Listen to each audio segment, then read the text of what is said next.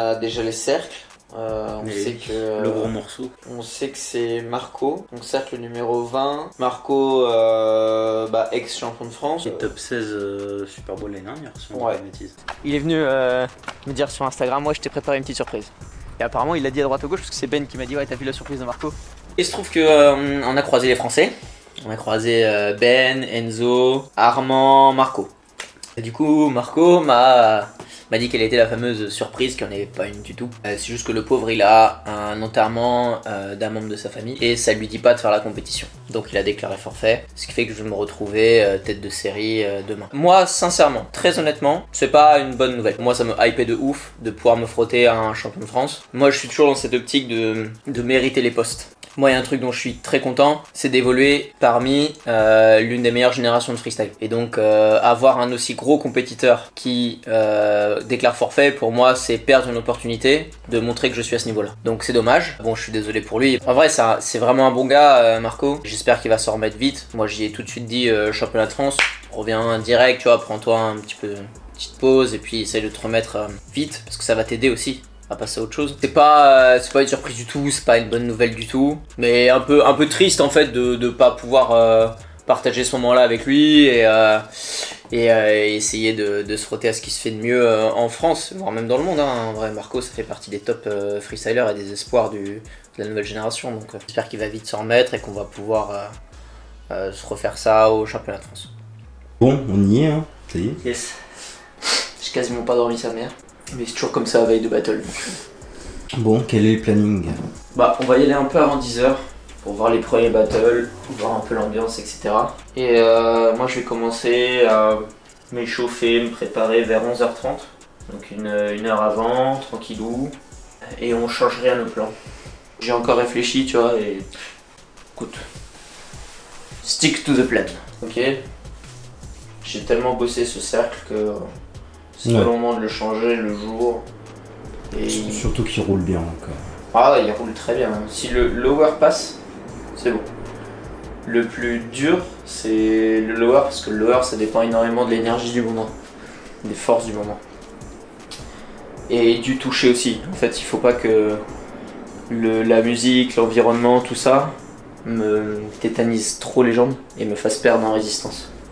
Ce qui écourterait le combo. Donc voilà, c'est le seul danger. En vrai, parce qu'après le all-round, il tourne. Ça y est, on part. On quitte l'appartement, direction le gymnase. De guerre. Moi, ça y est, je commence déjà à stresser. Là, j'ai mal au bide. Donc, tout va bien. Allez, c'est bon. Voilà. Sacré big Irish bond. Allez, on te laisse ici. On se retrouve en finale. On n'a pas entendu. Allez, vite, vite. On se chie dessus. Hein, on se chie dessus. On se chie dessus. Il y a l'excitation du stress. Mais ça va le faire. Il maîtrise, il connaît ces trucs. C'est juste faut les faire bien maintenant.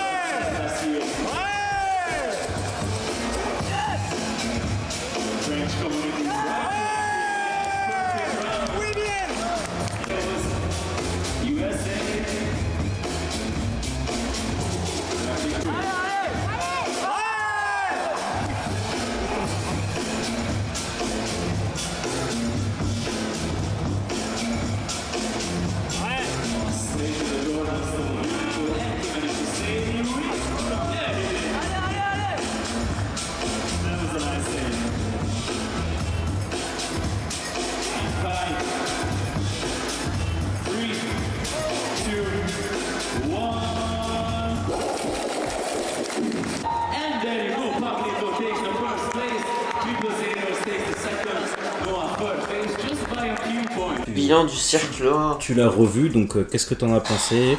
Mon battle, ça casse les couilles encore une fois de pas arriver à sortir d'entrée le niveau. Enfin, premier round. Le Scalar sort d'entrée, ça c'est bien, je continue le combo. Mais je suis déjà dans le mal physiquement. Quand je commence à faire les basics, je sens que déjà je suis en force au lieu d'être en touché et de trouver mon rythme. Ce qui fait que premier AH Tat il sort, deuxième AH Mat ça va. Après je crois qu'il y a un troisième AH Tat et je foire le quatrième. Ouais. Je crois que c'est ça. Et donc ça fait chier déjà de mal terminer un combo. Ça fait très moche. Et le pire, c'est que j'ai pris beaucoup de temps, ce qui fait qu'en fait il me restait 5 secondes et j'avais toujours pas commencé le all round. Donc après c'était un peu la panique pour terminer bien et je finis mal avec un drop. Donc en fait j'ai 2 drops au premier round, ce qui déjà casse les couilles pour commencer. Donc c'est une entrée en compète qui est pas folle du tout. Le deuxième round, il y a une petite erreur à la con. C'est un geste où ça fait glisser la balle sur l'intérieur et il faut être vigilant, il faut être précis. Et bon, je me suis laissé avoir par l'élan et du coup il y a eu un tout petit drop. Mais sinon le round 2 est clean. Et le round 3, le palais en fait il sort mais à contre-temps. Je me penche trop en arrière ce qui fait que j'arrive pas à la récupérer. Donc ça fait chier. Hein. En fait ça fait chier de foirer le point fort. Le point fort c'est le lower. Après je pars en Jordan stall. Mais pareil je me foire dans la réception, alors j'évite le drop de justesse, même si j'en ai quand même un, j'ai quand même un drop juste après. Je termine le round, mais pareil, il reste que trop peu de temps, comme j'ai déjà droppé 2 fois, ça m'a gratté énormément de temps, et je suis obligé de bâcler la fin, et je termine pas comme j'étais censé terminer. Donc j'ai 4 drops dans le battle, ce qui est énorme, en tout cas à ce niveau-là, hein, là, moi je me place sur les standards de tête de série. C'est mieux que l'année dernière, c'est certain, le niveau est beaucoup plus haut. Je suis quand même premier du groupe. Ils m'ont mis 36 points, ce qui est pas dégueulasse non plus. Mais c'est pas suffisant. Et 36 points, ça fait que du coup je tombe sur un très très gros. En fait sur le plus gros. Parce que je prends Tristan qui est champion du monde actuel. Donc bon. La première place, objectivement, c'est cuit. Après on va essayer d'aller atteindre cette deuxième place et faire partie surtout des meilleurs deuxièmes. Si tu prends le temps, t'as tes chances. Franchement, t'as tes chances.